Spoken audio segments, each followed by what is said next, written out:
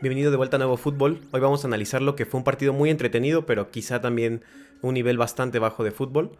Un juego de errores y de aprovechamiento de ellos. Estoy hablando del Napoli-Barcelona en la Champions League, en los octavos de final. Como digo, un partido roto por momentos, un partido en el que finalmente el que aprovechaba las oportunidades que regalaba el otro iba a ser el que se pusiera por delante del marcador y bueno, terminó sucediendo. Voy a detenerme un poco más en cada uno de los aspectos que yo encontré en este partido. Comenzando por la primera parte, vi un Napoli plano, sin ideas y sobre todo muy desorganizado. Esto es fue muy evidente en mi opinión, la desestructuración de cada una de las líneas del Napoli y unos muy buenos minutos del Barcelona que se juntaron con este desorden táctico del Napoli.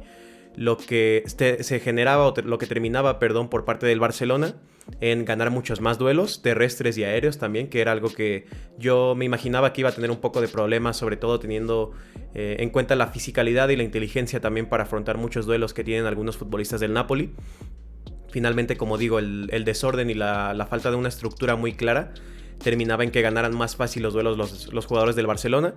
Una superioridad en el centro del campo por parte del Barcelona también, que permitía al Barcelona poder crear y jugar entre líneas. Esto era clave, era algo clave que la razón por la que, en mi opinión, el Barcelona se vio mucho mejor que el Napoli en la primera parte fue por esto, por la capacidad de jugar entre líneas y terminar llevando el balón hacia zonas de peligro gracias a esta superioridad en el centro del campo, como comentaba. Encontraba huecos también para hacer pases muy peligrosos. Aquí Gundogan se lució en la primera parte y bueno, creo que fue un partido excelente. Me parece que fue el mejor del Barcelona con bastante diferencia, el alemán, aprovechando esto, jugar entre líneas para hacer pases peligrosos a diferentes futbolistas. Recuerdo a Yamal, a Pedri y a Lewandowski. En general estaba muy fino en este aspecto el alemán y bueno, una muy buena manera de aprovechar las debilidades del rival.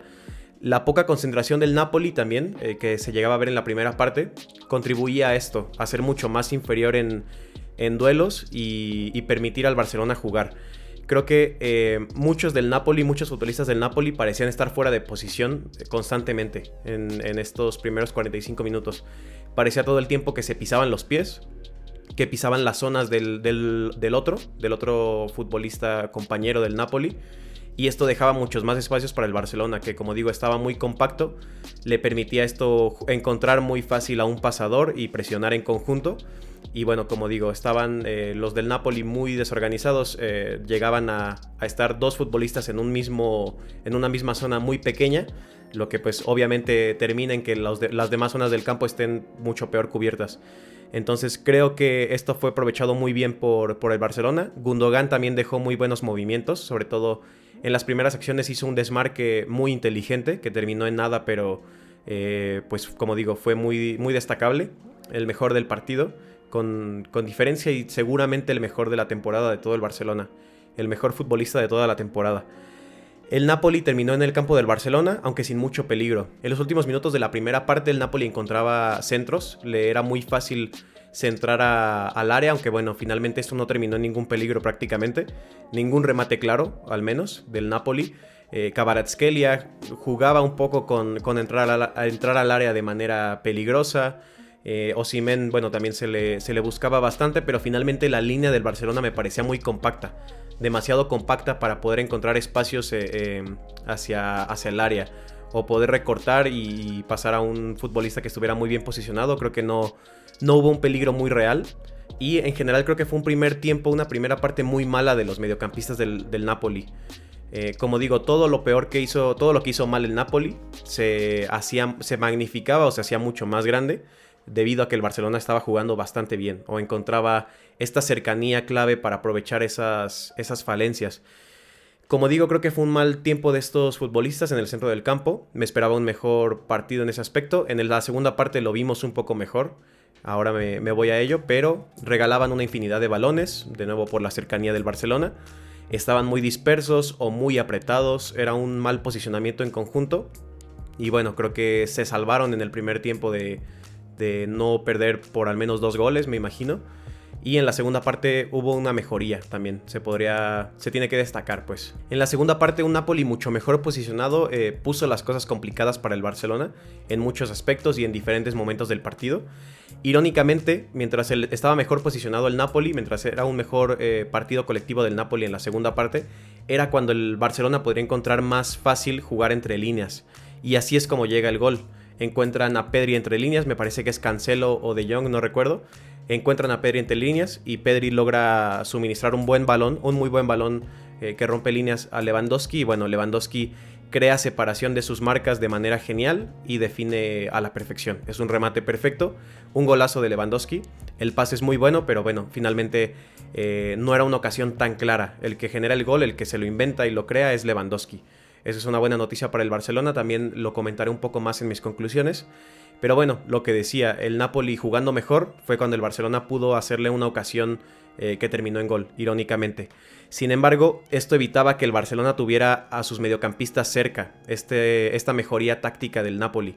La razón era esa, por la que el Barcelona no podía jugar tan fluido como en la primera parte, era porque el Napoli contrarrestó esto, posicionando mucho mejor a sus mediocampistas. El Napoli también logró mantener mucho el balón, hacerse mucho con el balón durante largos tramos del partido, como había sido en los últimos minutos de la primera parte. Progresaba muy bien el balón también, me parece, pero finalmente no encontraba tiros. Eso no se traducía a oportunidades muy claras de gol. Y bueno, finalmente termina apareciendo el gol, pero de todas esas acciones que hacía el Napoli, arrastraba el balón muy bien Anguissa. Me gustó mejor, o me gustó más la segunda parte de Anguissa. Creo que fue mucho mejor que en la primera parte, que como digo, todos estaban muy perdidos. Pero bueno, creo que finalmente no poder traducir esas oportunidades o esa posesión en oportunidades claras no te va a llevar a ningún lado en la Champions League. Creo que también se debe un poco al mérito del Barcelona, a que la línea defensiva del Barcelona se mantuvo compacta, algo que no hacía en muchos partidos. Se mantuvo compacta, no dejaba muchos espacios. Yo comentaba en mi previa o en mi predicción que me parecía crucial la defensa del intervalo o del espacio entre lateral y central. Y finalmente eso fue muy bien protegido por los laterales y por los centrales. Vaya, no lograban entrar corredores por ahí y era un bloque bastante sólido el del Barcelona. Esto, aunado a la falta de creatividad del Napoli, bueno, terminaba en casi nada ofensivamente, hasta el gol de Osimhen.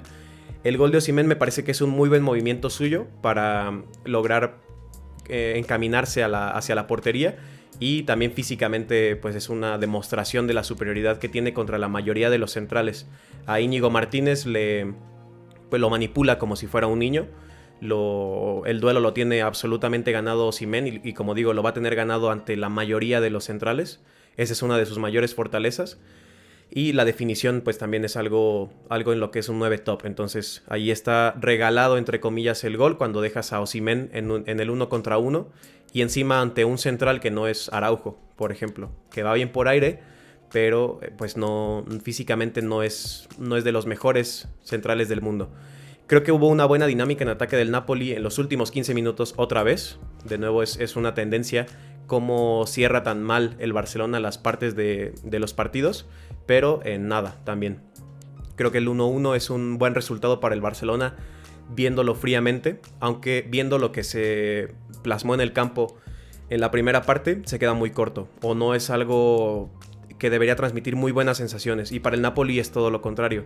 Creo que el Napoli, el hecho de haber sobrevivido a un partido tan malo en la primera mitad, pero tan malo, y bueno, también logrando encontrar un gol cuando en creatividad estaban totalmente vacíos, es una muy buena señal, o por lo menos debería ser un punto de inflexión en cuanto a la confianza. Y para cerrar tengo mis conclusiones sobre el partido en general y también algunos puntos clave que debemos de tener en cuenta para la vuelta de esta eliminatoria.